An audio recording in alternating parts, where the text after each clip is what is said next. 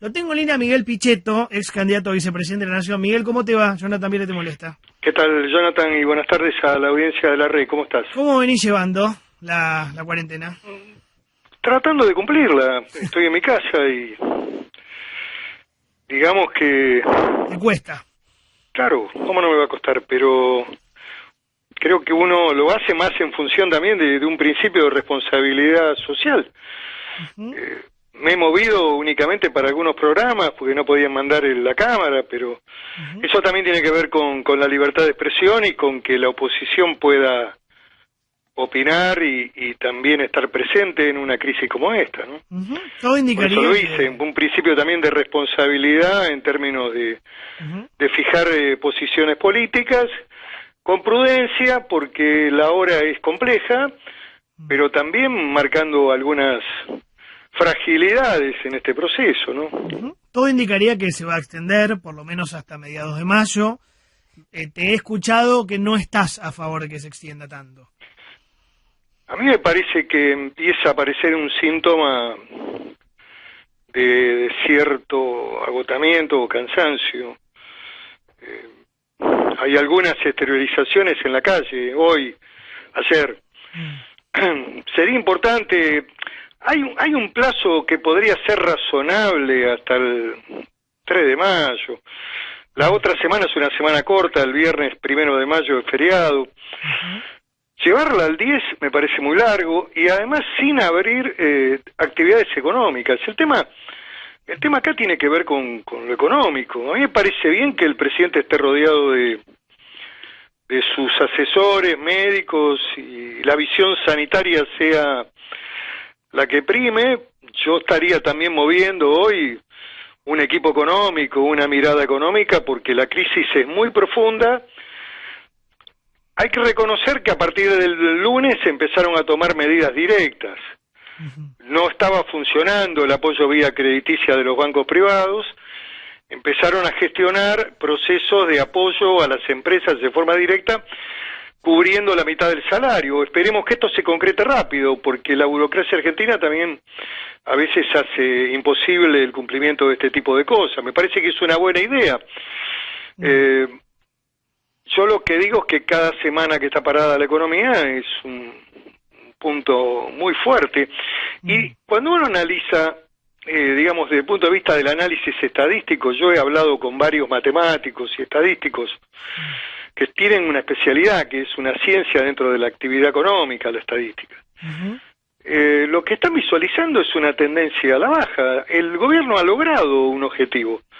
Debería estar realmente satisfecho por lo logrado. Ha habido un cumplimiento social, la verdad, de enorme responsabilidad.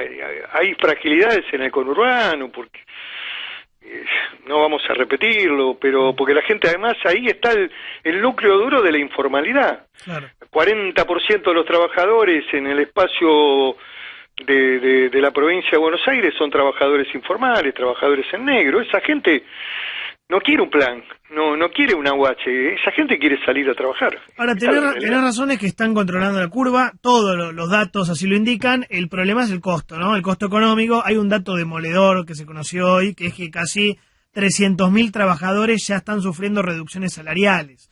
Y la UCA dice 45% de pobreza. Mirá, puede estar en la mitad, en 50%. El mismo gobierno reconoce que va a haber un aumento del 10 puntos, algunas... Estamos en 30 y pico, 34, 35, 15 puntos más, estamos en 50. Es tremendo, ¿no? Con una demanda de alimentos que realmente también asusta, porque la verdad eso sí que es achatar la pobreza, digamos, aplanar la pobreza y consolidarla, digamos, ese marco del pobrismo consolidado en el plano, digamos, de la realidad. Es un logro para algunos, realmente muchos lo alentaron eso. Más pobreza, más dependencia del Estado, bueno. ¿Quién crees que alienta eso? ¿Quién crees que alienta eso? Hay una visión en la Argentina, si vos sos empresario, comerciante, si generás trabajo, si sos un tipo que pensás en un emprendimiento, que si no sos boleta. Algunos, lo mejor que parece que conviene hacer en Argentina es colocarte, viste, en el marco de la subordinación al Estado y ser pobre. Ese es lo que yo denomino la ideología del pobrismo, donde el empresario es mal mirado, el comerciante es mal mirado y son los generadores de empleo. Entonces, si vos no cambiás esa lógica mental que funciona en este país va camino al abismo, definitivamente, ¿no? Yo creo que podemos salir, tengo una visión positiva. Si el presidente logra ordenar la cuestión de la deuda, se hace un esfuerzo, yo creo que hay que hacer un esfuerzo máximo, habrá que mejorar la oferta, pero si logramos resolver el tema del endeudamiento, fundamentalmente no volver a caer en la declamación del default. Y estamos ahí, Miguel, si ya dejamos de pagar... Ahí, pero hay 30 días, hay 30 días de trabajo, los bancos intermediarios tienen que negociar y me parece importante que logremos un acuerdo y que no vayamos al default, porque el default empeoraría dramáticamente la situación económica argentina. Entonces, es cierto que el presidente tiene un combo complejo, que heredó una economía complicada, indudablemente, con un proceso de los últimos 10 años, hay que decirlo claramente, en la última década la Argentina, en la economía privada, en la actividad privada, en el empleo privado, no creció. También hay que decir que Macri le dejó 40.000 millones de dólares de deuda con el fondo, ¿no? Y el 20% de la deuda externa argentina sí se construyó en el último gobierno. También es cierto que la estructura de la deuda venía de gobiernos anteriores y un conjunto de acciones políticas que había que hacer y abordar, como la salida del default y el acuerdo con los acreedores externos llamado holdout, había que hacerlo. Por lo tanto, me parece que en este tema nadie puede tirar la primera piedra. Me parece que hay que analizar claramente que la deuda es un proceso de acumulación que se viene transitando desde la propia dictadura, a partir de los 70, que ahí crece la deuda de manera exponencial, de 6.000 millones a 40.000, y después siguió creciendo, porque también la Argentina funciona siempre con déficit fiscal, y ese déficit fiscal se resuelve vía endeudamiento o vía emisión. No hay magia en la economía. Bueno, ahora lo quieren resolver apelando a un impuesto a las grandes fortunas. ¿Estás a favor? ¿Estás en contra? No, yo estoy en contra, lo he dicho públicamente. Me parece que con ese sector, porque además, cuando el gobierno asume de Fernández, aumenta el gravamen de bienes personales. Bienes personales tiene que ver con el patrimonio, tiene que ver con los activos que vos tenés, y por lo tanto me parece que ese impuesto tiene ya un perfil de doble percepción, y después hay una mirada clasista, de visión ideológica. Cuando vos con esa gente que son los empresarios, la metalmecánica, la agroindustria, los que tienen realmente recursos, son con los que tenés que salir. Vas a tener que salir, salvo que piensen que el país tiene que ser un gran merendero, como dice un colega tuyo. ¿Vos te sentís más cómodo? La consolidación de la pobreza sobrepase el 50%, y entonces es un lugar muy muy interesante para el desarrollo de la ideología del pobrismo, para los curitaviceros. ¿Vos te sentís más cómodo con lo que dice el presidente para Uruguay, la episcopal, ¿no? que había decretado el hambre, para todos ellos? Qué picante que estás, Miguel, qué picante. Hemos logrado en la Argentina el sueño, digamos, del país del pobrismo. Morando, ¿me dejás preguntarte algo, Miguel? Sí, ¿cómo andás, Lucas? ¿Cómo andas? Bien. Para entender un poco, ¿quién tiene la culpa de esta visión que tenemos de los empresarios que son todos garcas? Es una cultura y una construcción ideológica que se fue también instalando. Esto también forma parte, digamos, de una mirada de todos los actores, la cultura, digamos, en los medios, esta visión de que... A ver, la diferencia que tenemos nosotros con los países anglosajones y fundamentalmente con Estados Unidos es que los que se bajaron del Mayflower eran protestantes. Y y fundamentalmente puritanos, entonces construyeron la lógica de hacer plata y que hacer plata está bien. Y hacer emprendimientos de empresas, generar desarrollo, crecimiento es correcto. Claro. Acá hay todo un proceso de culpa, tiene que ver también con una construcción católica que tenemos. ¿Sí? Judeo-cristiana. Sí, puede ser, digamos.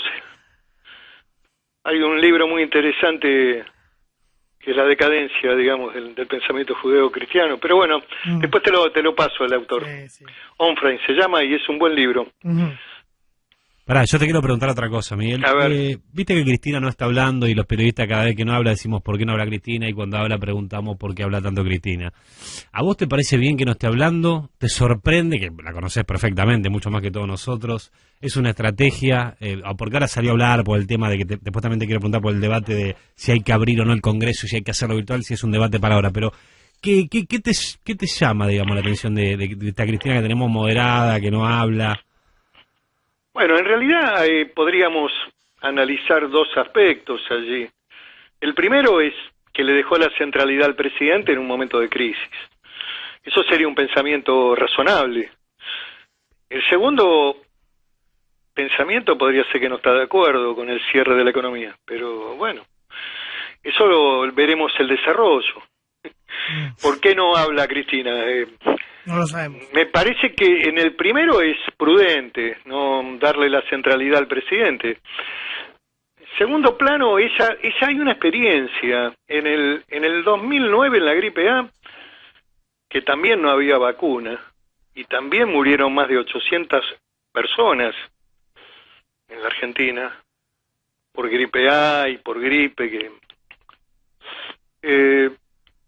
solamente se cerraron las escuelas. Hay que analizar siempre la historia. La historia es muy rica en la Argentina porque así están los comportamientos, los que no se pueden modificar con las palabras, ¿no?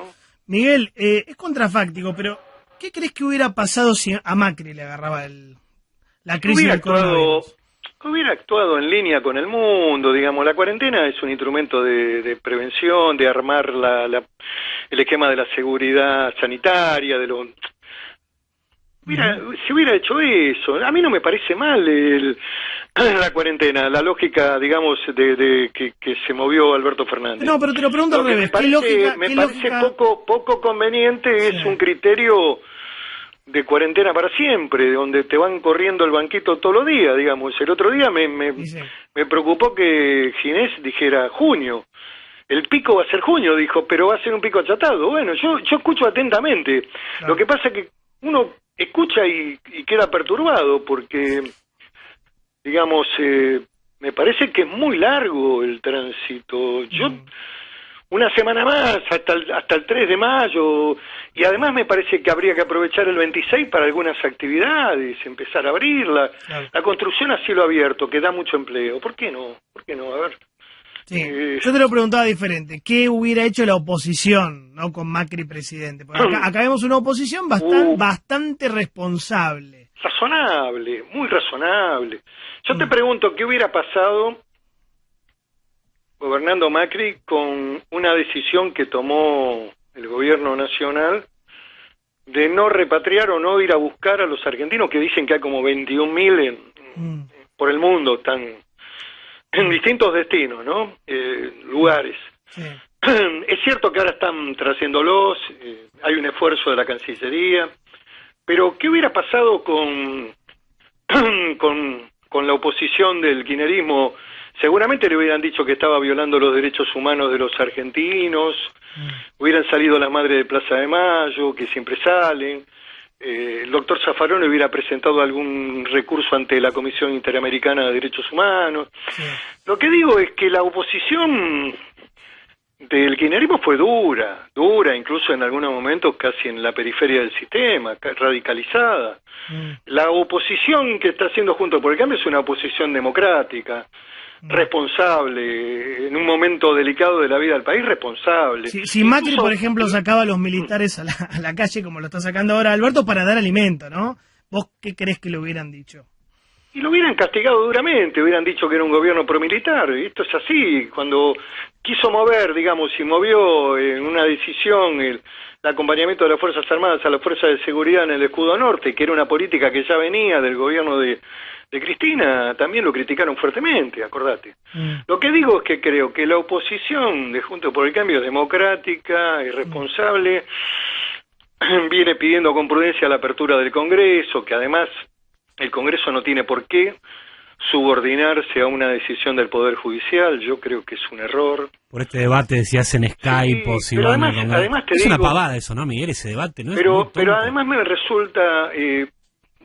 trato de entender o de comprender, pero Cristina Fernández es una mujer inteligente, con una experiencia parlamentaria y además ha sido siempre una figura en el Congreso, y el principio de defensa del Poder Legislativo, de la autonomía, de no colocarlo como un apéndice del Poder Judicial, el Poder Judicial que es un poder suprapoder, que está por encima de los poderes, que dice, cuando se trata además de las cuestiones internas del reglamento, que son facultades exclusivas y excluyentes del Congreso. Y incorporar tecnología en el marco de la decisión del Congreso no me parece un hecho dramático, lo tienen todos los congresos del mundo, el mundo se ha modernizado, ahora ir a pedirle a la Corte permiso me parece realmente... Miguel, el placer de siempre de charlar con vos, seguramente en los dos, un gusto, y le mando un abrazo. Dale, querido. Portate bien, Miguel, Muchas gracias. favor. No, gracias, Lucas. Chau, Jonathan. Chao, Miguel. ¿Qué siempre le decís eso de No, portate porque bien? bueno, Miguel es un tipo... Bien. áspero. Miguel Pichetto, ex candidato a vicepresidente de la Nación, dejando unos cuantos títulos